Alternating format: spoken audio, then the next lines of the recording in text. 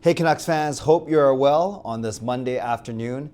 Have some updates from Canucks practice. They are there in Boston, preparing to face the Bruins tomorrow night in game number 2 of their 6-game road trip. We know that the Vancouver Canucks started off by beating the Ottawa Senators 4-3 in a very feisty, character-building win on Saturday night. And yes, looking to extend their win streak, their modest win streak against the big, bad, ugly Boston Bruins. It's Jake DeBrusk returning, Danton Heinen returning, Derek Forbort returning. Also, they get to see familiar faces, Elias Lindholm and Nikita Zadorov. So it should be a lot of fun tomorrow night, even if, and they get to see a brand new coach, Coach Joe Sacco replacing Montgomery just last week. The biggest news for the Canucks is Brock Boeser participated in practice in a full normal contact. They don't call it a contact jersey, a full participant in practice. So he wasn't wearing a non-contact jersey. And this is obviously very good news for Brock Boeser, very good news for the Vancouver Canucks. Now, me and others, we all speculated that the fact that he was going on the trip, the road trip, and at the start of the trip, not halfway through the trip or a few games in the trip, led us to believe that he would likely play sooner as opposed to later. So he didn't play on Saturday night against Ottawa, but it looks like he's going to play tomorrow night against Boston. Both Boeser and Tocchet were saying the same thing, that he looked good, he felt good at practice, and as long as he doesn't have any setbacks tonight, right, given that there was at least a bit of contact at practice and any setbacks when he wakes up for tomorrow morning, we should expect to see Brock Boeser in the lineup tomorrow. If Boeser does play, he will not be thrust on the top line. He will not be reunited with Elias Pettersson. As we know, JT Miller is out on personal leave. So it looks like he'll be playing with Danton Heinen and Teddy Blueger. Whether you call that the Canucks second line or third line, because right now the top line for sure is indeed Elias Pettersson between Jake DeBrusk and Kiefer Sherwood. They combined for 7 points in the Saturday night win. DeBrusk had 3 points. Pettersson and Sherwood each had 2, and they look really good together. They look really, Petey and Sherwood being points. DeBrusk has been hot and cold, but he also obviously had a really good game on Saturday night. So no need to break that lineup just yet. Let's see what they can do, and as they continue to drive the Canucks offense. So that's the top line of Pettersson with DeBrusk and Sherwood. Then we have Pius Suter, who's been playing between Connor Garland and Dakota Joshua. And that line, both Suter and Blueger took turns centering those two wingers last year to great success. So right now it's Suter playing the top 6 role with Garland and Joshua. And that means we had a third line of Teddy Blueger with Danton Heinen, and it was Niels Höglander. Now, if Boeser indeed replaces Höglander as the right wing on that line, so you got Höglander, Heinen, and Blueger, then that means one of these 4 will have to sit. Will be the extra between Höglander, now off of that third line, Aatu Räty, Arshdeep Bains, and recently called out Will Sasson. Sorry, not Will Sasson. I was thinking Will Sasso from In Living Color, if you remember that show. Max Sasson, of course. So one of Sasson, Bains, Räty, or Höglander will sit.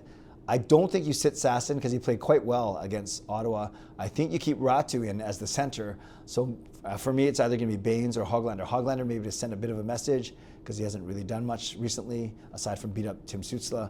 Or it's Arshdeep Bains, who's a feel-good story but hasn't really produced at the NHL level just yet. So once again, Brock Boeser likely taking the third line spot or the second line spot, however you want to slice it, with Teddy Blueger and Danton Heinen. That means that Pettersson stays with DeBrusk and Sherwood. It'll be Suter between Garland and Joshua, and then some combination of these 4 players on the fourth line of Höglander, Bains, Räty, and Max Sasson. Didn't hear much about the D pairings, but they were kind of thrown in a blender anyways because Quinn Hughes got ejected 12 minutes into the game on Saturday. So speaking of Quinn Hughes, apparently we knew this, that he was good friends with Josh Norris, the guy who cross-checked so viciously into the board. I'm kidding, into the boards on Saturday night, but it did result in a 5-minute major and a game misconduct because of the fact that he drew blood because Josh Norris's nose started to bleed because of the hit. Now we know it wasn't a very vicious hit. It wasn't even Quinn Hughes didn't have a big run-up or whatever, but it was a strong enough shot to the back, close to the boards, where it was certainly a penalty, whether it's a 2 or 5. Quinn Hughes said he thought it was going to be a 2-minute penalty, and in particular, he knew that he didn't have any intent to injure because, like I said, Norris and Hughes are good friends.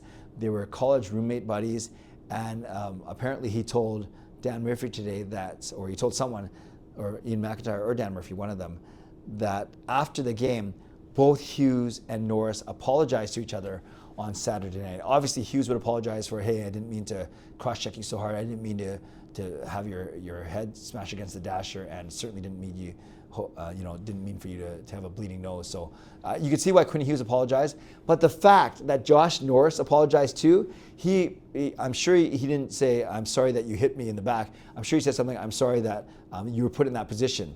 Like, it was unfortunate that I went down in the way I did, that my head hit the dasher where it did, and that my nose started to bleed. So the fact that Norris, if the story is true, and I don't see any reason to not believe it, the fact that Norris actually apologized to Hughes as well for the incident just tells me that Norris didn't think it was that dirty. Obviously, he knew it wasn't intentional, and more, it was unfortunate. I'm sure Norris would take the penalty and the result because of for his team, but I'm sure he knew that his friend did not try to hurt him. So that was an interesting story about Hughes and Norris. Hughes, again, suggesting that he thought he was only going to get a 2-minute minor as opposed to 5 in a game. But thankfully, no suspension, no fine, nor should there have been.